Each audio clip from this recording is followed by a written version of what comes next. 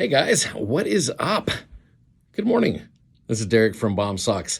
Hope you're having a great day so far. Hey, welcome to the inaugural episode of Bom-Bites. If you're new to Bom-Bites, which you all should be, because so am I, again, it's an opportunity just to have a short little mini gospel message that's coinciding with Come Follow Me for the week. It's a good service from Bomb Socks that we just want to share with you. And so let's just jump right into it right here, see how this goes. So to start this off right here, a couple years ago, I was serving on a high council, and the bishop gave me a topic. And listen to this topic. You tell me how you'd feel.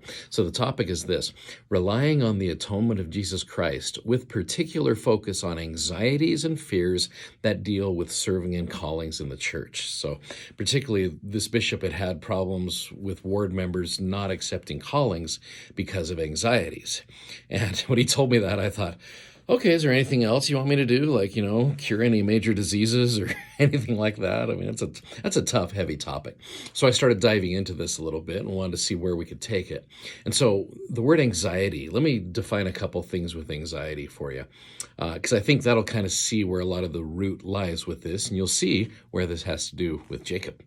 So one definition is a feeling of worry, nervousness, or unease, typically about an imminent event or something with an uncertain outcome, which I think we all understand that.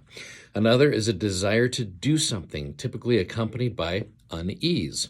And then another one is a nervous disorder characterized by a state of excessive uneasiness and apprehension, typically with compulsive behavior or panic attacks, which again, in the world that we live in right now, is huge. It happens. I see it with students all the time. I've seen it with friends. It's a tough one.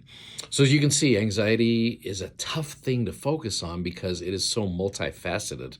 But when you put all of those definitions together, it seems to really focus on uneasiness, something that is just difficult for us to handle, whether it's a new calling, whether it's a new podcast or endeavor of some kind here.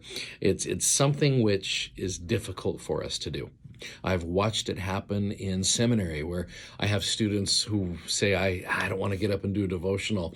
I have anxiety, which I totally get that, and I totally respect that, because again, it's a real thing.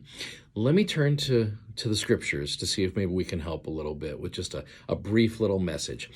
The word anxiety is actually mentioned 8 times, which is kind of interesting, but it gets really interesting when you look at 4 of those times are mentioned by the prophet Jacob.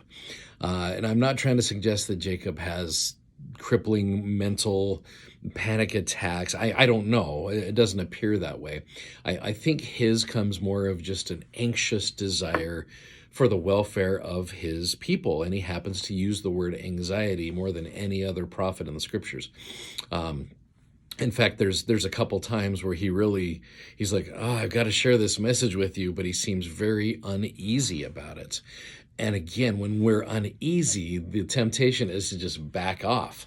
But one of the things that he says is this, and I thought this was interesting. This is Jacob chapter 1. Again, we're going to hone in on chapter 1 today. Jacob chapter 1, verse 5. He says, "For because of faith and great anxiety," which that's an interesting combination. When you combine faith and anxiety, great anxiety, "it truly had been made manifest unto us concerning our people, what things should happen unto them." And so he sees his people heading down the road for these mistakes, and he's like, I've got anxiety, and I want to help you, but I don't know how. And so oftentimes, I know me, for example, there are times where I will sit and stew about it. And when you sit and stew about something, the problem gets bigger in your mind. And Jacob does this. You go down to the last verse of Jacob chapter 1.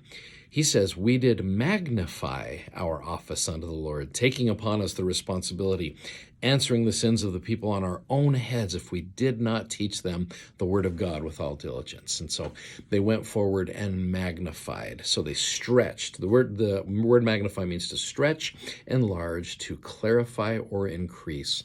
I love it, guys, when I see a seminary student, they're like, I don't know if I want to do this, but I'll give it a shot. And oftentimes, it is the best devotional done by some of these kids struggling with anxiety who show a little bit of faith, and they magnify themselves. And again, it's uncomfortable. There is no comfort in the growth zone, nor is there no growth in the comfort zone. So I would invite you, if you are anxious about things. And again, crippling anxiety, that's a whole other issue where there's medication and things like that. But if you're just like nervous about something, stretch yourself a little bit and magnify rather than sitting and stewing. You go and do, which I think is one of the reasons I really think Jacob learned from his older brother Nephi about going and doing. And if we'll do that, and again, it's not easy. No, in no way, shape, or form is this easy. But I've watched it happen to myself. I've watched it happen in others. When you are having those uncertainties, those anxieties, magnify and step up to the plate and combine that with a little bit of faith and see what the Lord can do for you. Anyway, I can testify to that. I know that's absolutely true. Hope you guys love the little message. Share it with others. Once we get these videos going more often, we invite you to share them on your social media and everything like that. You guys have an amazing day and have a good day. Bye-bye.